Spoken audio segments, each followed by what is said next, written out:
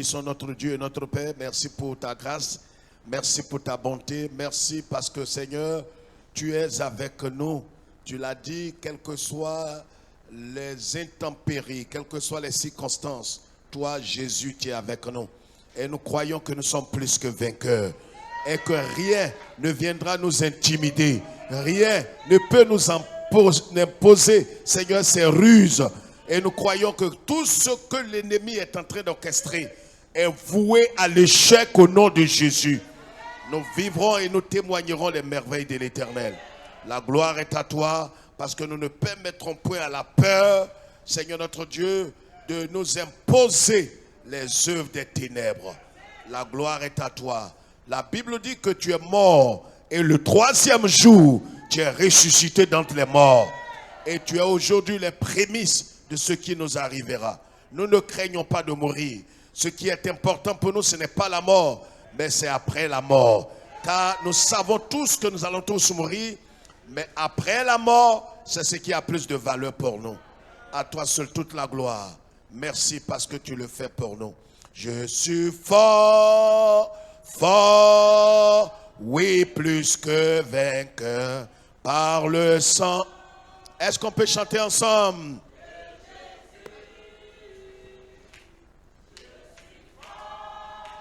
Fort, oui, plus que vainqueur par le sang de Jésus, mon sauveur. Je suis fort, Jésus. Fort, fort, oui, plus que vainqueur. Est-ce qu'on peut soulever la main comme ça? De Jésus, Jésus. Est-ce que tu peux confesser? Fort, oui, plus que vainqueur, par le sang de Jésus, mon sauveur. Par le sang de Jésus, mon sauveur. Est-ce que tu peux pousser un cri de joie pour dire à Satan, c'est un menteur. Alléluia. Que Dieu nous bénisse. Veuillez vous asseoir. Nous avons quelques minutes. Et nous saluons tous ceux qui nous suivent partout en Afrique et en Europe. Que Dieu vous bénisse.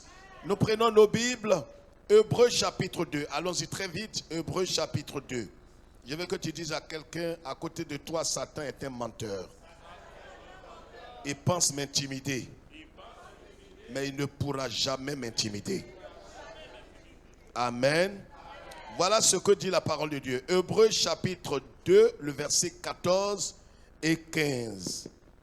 Ainsi donc, puisque les enfants participent au sang et à la chair, il y a également participé lui-même, afin que par la mort, il anéantisse celui qui a la puissance de la mort, c'est-à-dire le diable. Amen. Et qu'il délivra tous ceux qui, par crainte de la mort, étaient toute leur vie retenus dans la servitude. Amen. Voilà ce que dit la parole de Dieu. Veuillez vous asseoir.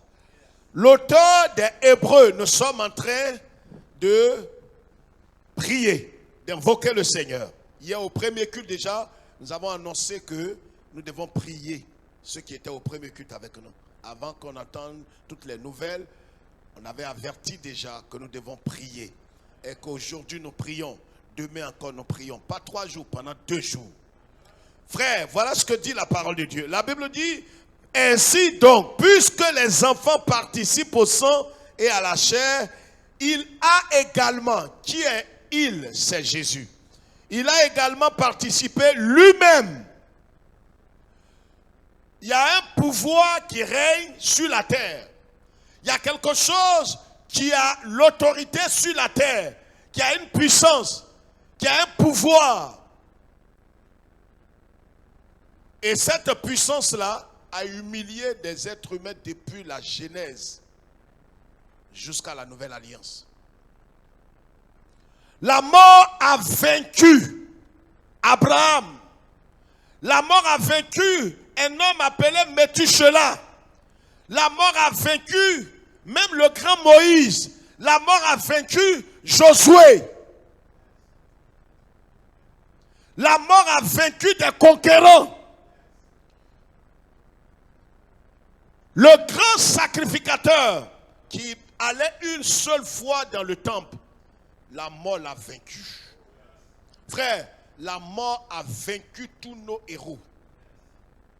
Je voudrais que tu comprennes cela.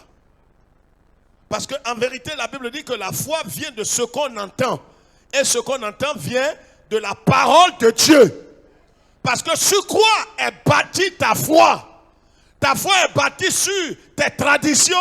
Ta foi est bâtie sur la religion. Ta foi est bâtie sur la pensée des hommes. Sur quoi est bâtie ta foi? C'est important.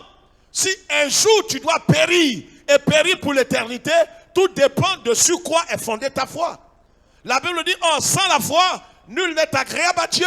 Sur quoi est bâtie ma foi? Les hommes peuvent parler, les gens peuvent dire, les gens autour de moi peuvent parler, mais sur quoi est fondée? L'apôtre Paul dit, je sais en qui j'ai cru. La mort a vaincu des héros, des champions.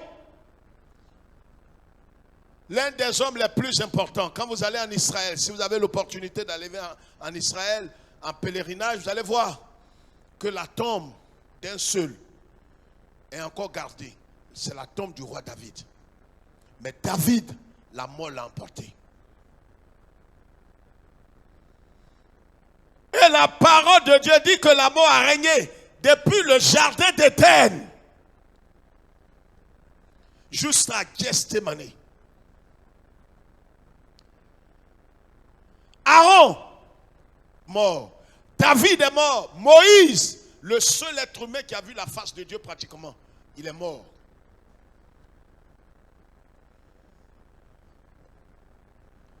Il n'y a pas quelqu'un qui a pu affronter la mort. Il n'y en a pas. Je te dis ces choses ce midi pour que tu comprennes. Vous savez, on peut avoir un objet et ne pas connaître sa valeur. Mais je suis en train de te ramener quelque part ce matin. La mort a triomphé de tous ces hommes. Aucun homme n'a peur de quelque chose sur la terre que de la mort. La mort, tu n'as pas rendez-vous avec elle, elle apparaît, elle te prend, elle s'en va. La seule chose dont on est sûr, peut-être de ne pas être sûr, mais dont on est sûr, c'est la mort. Tu n'as pas rendez-vous avec elle. Tu n'es pas sûr, mais elle est sûre. La Bible dit, pour ceux qui ont l'Esprit de Dieu, que il a également participé.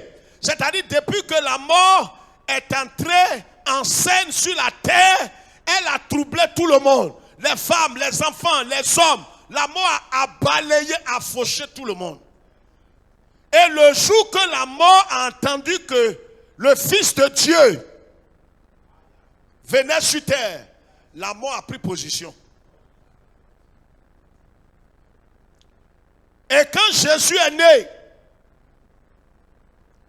et que Jésus, plus tard, a été crucifié, et qu'il a rendu l'esprit, la mort l'a englobé, et l'a englouti, et l'a avalé. Et quand Jésus est rentré dans le séjour des morts, vous savez, levez la tête ici, s'il vous plaît. L'apôtre Paul dit par le Saint-Esprit, si c'est dans cette... Il a dit de lever la tête, madame. C'est très important. Si c'est dans cette vie que nous espérons, nous sommes les hommes les plus malheureux que la terre produit. Si c'est dans cette vie et dans ce monde que tu as mis ton espoir, tu es l'homme le plus malheureux que la terre produit. Notre espérance n'est pas dans ce monde. Notre espérance est dans le Seigneur et dans l'éternité. Ce n'est pas dans ce monde-là. Ce monde-là, nous tous, nous allons mourir. Donc quand la mort arrive, les plus misérables et les ennemis de Christ, ils ont une autre pensée. Pourquoi lui là est mort? Pourquoi? Mais c'est parce que ce n'est pas toi que tu parles. Ton temps viendra, mon temps viendra. Nous tous, nous allons mourir. C'est pourquoi le Seigneur dit, préparez-vous. On ne peut pas aller là où il est là sans passer par la mort. La mort, l'apôtre Paul dit, la mort n'est plus un souci. La mort n'est plus un problème. La mort est une récompense pour ceux qui ont reçu Jésus. Est-ce que je parle à quelqu'un qui est sauvé? Parce que quand tu parles, regarde à côté de toi. Hein. Depuis hier, certains ne sont plus chrétiens. Et je vais vous annoncer une nouvelle très forte tout à l'heure. Il y a des hommes et des femmes, dès qu'ils entendent la mort, mais la mort a balayé tout sur son chemin. Mais la mort a avalé, a englouti le Seigneur. Les apôtres, les disciples. Il y a d'autres qui ont quitté Jérusalem, qui est la ville sainte, pour aller à Emmaüs. Emmaüs veut dire ville de ténèbres. Lieu obscur. Vous savez, c'est dans les épreuves qu'on voit l'esprit de chacun. Ceux qui ont l'esprit ténébreux, charnel. Quelqu'un assis à côté de toi, il peut porter un titre. Tu ne le connais pas. Mais c'est dans les épreuves que tu sauras que lui là, c'est un impie, un infiltré. C'est un agent du diable. Dans l'église. Quand tu vas entendre ses propos. Parce que c'est dans ce monde qu'il espère. Quand la mort a avalé Jésus, la Bible dit que Jésus est resté là, 48 heures. La mort a jubilé. La mort disait c'est fini. Regarde, Moïse est là. David est là. Il n'y a pas quelqu'un qui va sortir. Toi, tu es né de Marie. Tous les êtres humains qui rentrent ici, il n'y a pas un que je laisse sortir.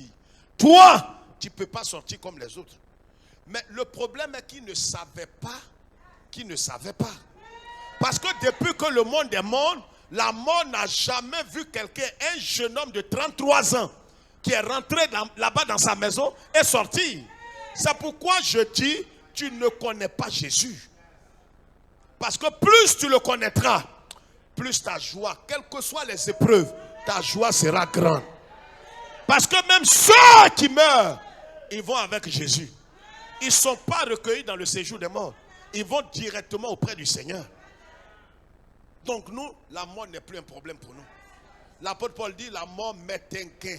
Si tu ne comprends pas le français, en bon français, ça veut dire la mort met un salaire. Quand tu réfléchis, ça veut dire quoi un salaire? Ça veut dire que quelqu'un a travaillé et Dieu le récompense.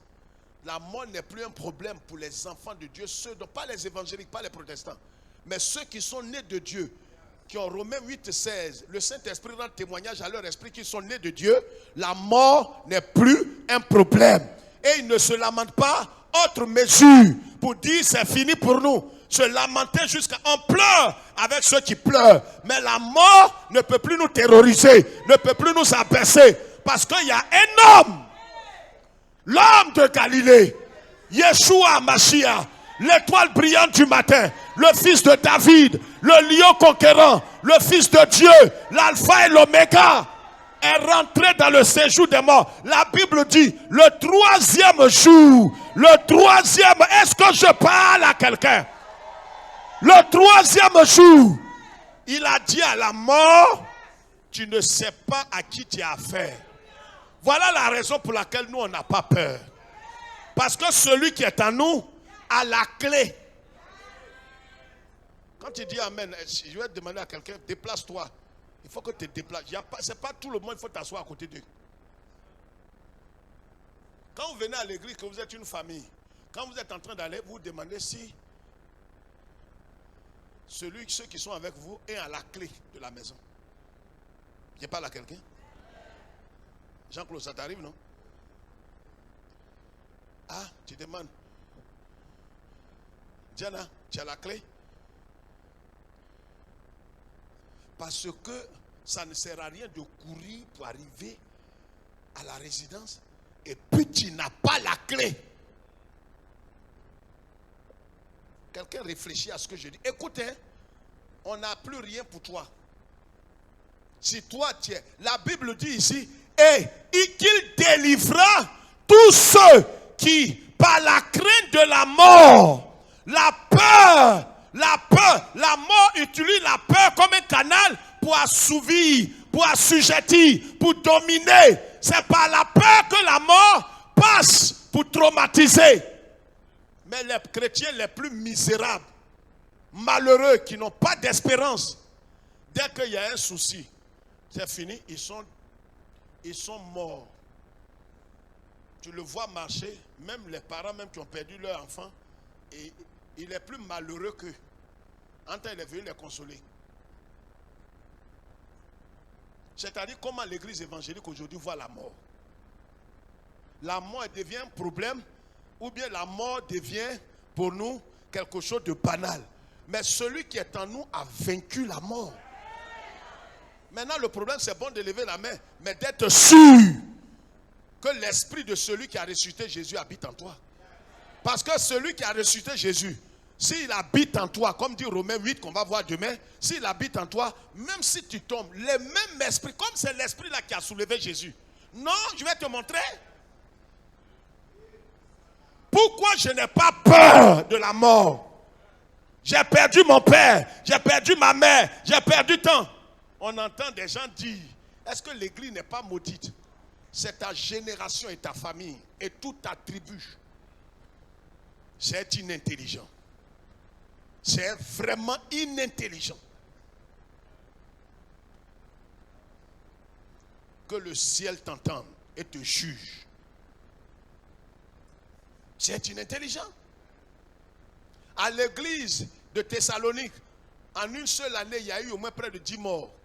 Les gens étaient tellement troublés que Paul leur a dit, ne craignez rien. C'est le chemin de tous les saints. Quand tu es né de nouveau, tu n'as plus peur. Je meurs demain, je sais en qui j'ai cru.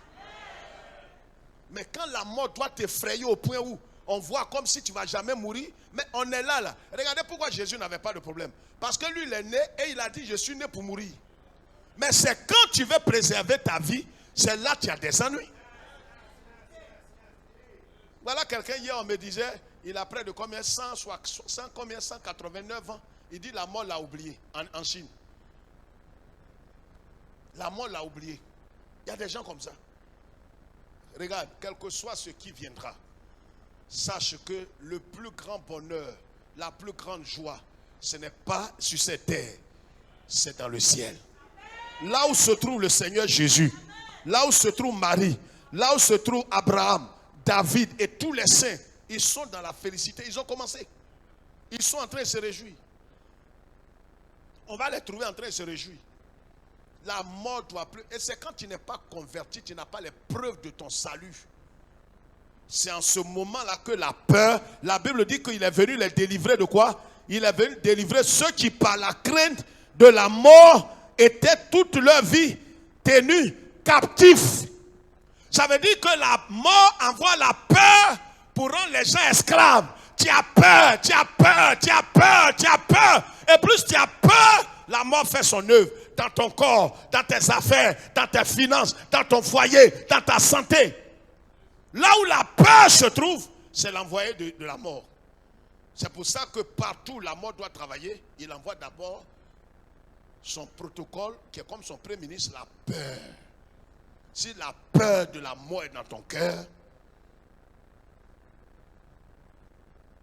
je vous ai toujours dit, là où on est en train de contrôler les pièces, quand ils font sur les commandos, les policiers, ils savent que toi là, soit c'est deux choses. Soit tu es un cabri mort, ou bien tu as toutes tes pièces. Si tu n'as pas tes pièces, tu ne peux pas te permettre de foncer sur eux. Nous là, on ne crée rien. Tout le monde ne peut pas dire amen. Hein? Tu vois comment le visage de ceux, il regarde comme ça. J'ai dit, nous on ne crée rien. Parce que celui qui a pris les clés du séjour des morts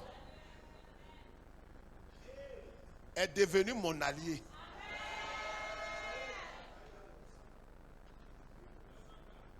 Quand tu es en train de te rendre dans un supermarché et puis on dit tu es avec le premier ministre ou le président de la République, il te dit prends ce que tu veux. Il y a sur le parking, il y a voiture. Prends tout ce que tu veux. Si tu n'es pas impoli, tu ne lui demandes pas, ah vraiment, président, est-ce que tu as suffisamment d'argent? C'est une mauvaise éducation que tu as reçue. On doit t'arrêter pour ça. On dit son budget de souveraineté, c'est pas moins de 200 milliards. Voiture fait combien? 20 millions? Tout ce côté là, si tu veux ramasser tout ce qui est là-bas. Donc quand tu es en train de faire des achats, c'est rien pour lui. Je vais dire à quelqu'un ce midi, la première chose qu'il faut bannir de son cœur, c'est pourquoi à chaque fois que le Seigneur apparaît aux gens, il leur dit que la paix Or, la paix est le contraire de la peur. La paix est le contraire de la peur. Or, le diable a utilisé la peur pour tenir les gens captifs. C'est-à-dire, quand il veut te lier, il ne te tue pas. Il envoie la peur te bloquer. Là, lui, il vient te trouver. Si quelqu'un comprend, il lève sa main. C'est-à-dire, quand il veut tuer quelqu'un, là, il envoie d'abord la peur. La peur te ligote. La peur te tient captif. C'est pourquoi quand Jésus est mort, Jésus a pris la forme d'un être humain pour aller et pour que la mort l'avale. Quand la mort l'a avalé, il est parti au séjour des morts pour aller terrasser. La Bible, attendez, la Bible dit il a vaincu la mort par la mort. Est-ce que quelqu'un comprend ça? Il a vaincu la mort par quoi? Il est rentré dans la mort pour aller vaincre la mort. C'est pourquoi je t'annonce que la mort ne doit plus t'effrayer. Celui qui a la clé de la mort et du séjour des morts et du village de la mort, celui qui a les clés là, il habite en toi. C'est pourquoi Jésus dit, lève-toi. C'est pourquoi Jésus dit, même celui qui croit en moi, même s'il meurt, il vivra. Pourquoi? Parce que moi, Jésus, j'ai vaincu la mort. Christ est notre victoire. Christ est notre victoire. Est-ce que quelqu'un comprend quelque chose? Lis-nous ce passage. Lis-nous ce passage. Lis-nous avant de partir. Romains 8, verset 11. Écris ce passage-là. Il faut lire ça toute la nuit. Tu as peur de la mort, tu es malheureux. Tu n'es pas un chrétien, tu es un charnel. Tu n'es pas des nôtres. Romains 8, 11. Romains 8, 11. Et si l'esprit... Écoutez, et si c'est conditionnel. Ce n'est pas les évangéliques, les protestants, parce que tu es baptisé, parce que tu trembles, tu tombes en transe. Non. Et si c'est conditionné. Est-ce que tu as l'esprit de Jésus-Christ? Celui qui a l'esprit de Jésus, c'est celui sur qui Dieu a mis son cachet pour dire, toi là, j'ai regardé ta vie, le sang t'a lavé, tu as approuvé. C'est pourquoi si quelqu'un n'a pas l'esprit de Dieu, il n'appartient pas à Jésus. Là où il est là, il est livré à lui-même. Je parle à quelqu'un.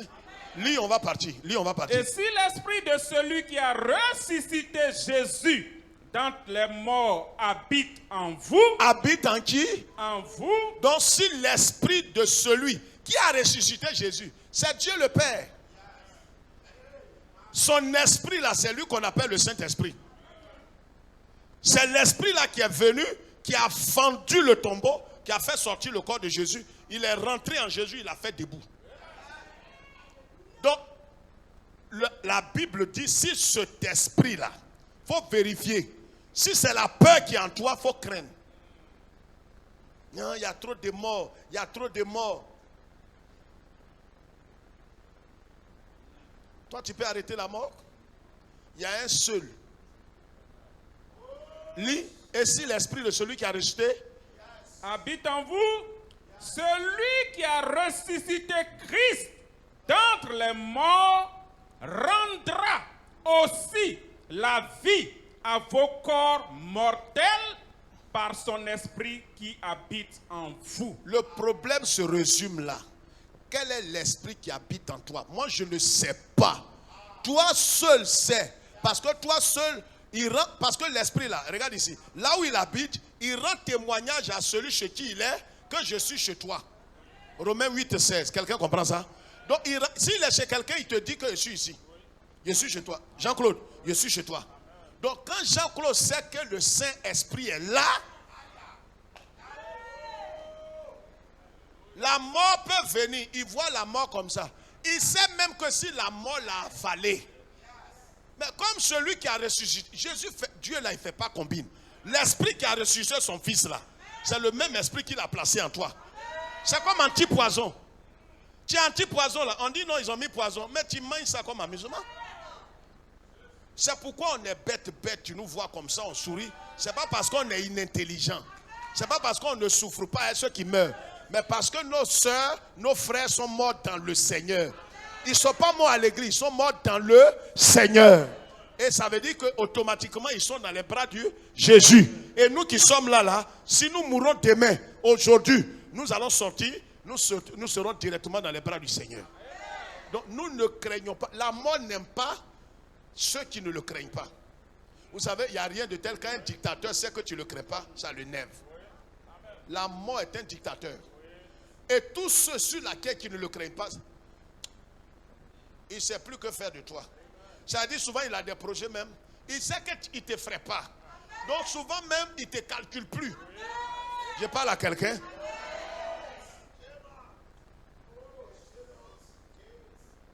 La mort, ses projets sur toi sont nuls et non effets. Amen. Ses projets sur toi là. Dis-lui, soulève ta main, soulève ta main, soulève ta main. Dis Satan. Dis, parle avec eux, dis Satan. Toi et ton acolyte. Appelez la mort. Mon maître, Jésus-Christ, vous a humilié vous deux. C'est le même Jésus qui habite en moi. De la même manière qui vous a humilié. C'est comme ça il va vous humilier au travers de mon corps. Je n'ai pas peur de vous. Ce matin, je vous abaisse. Je t'abaisse. Je t'humilie. Je te déshonore. Au nom de Jésus, tu es vaincu.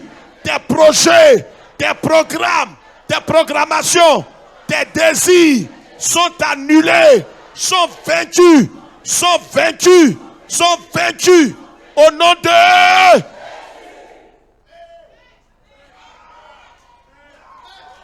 Ces œuvres sont annulées.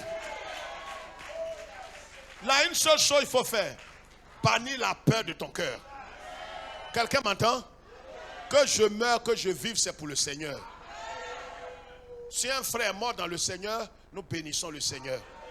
Il est allé dans la gloire du Seigneur. Quand un païen meurt, on doit beaucoup pleurer.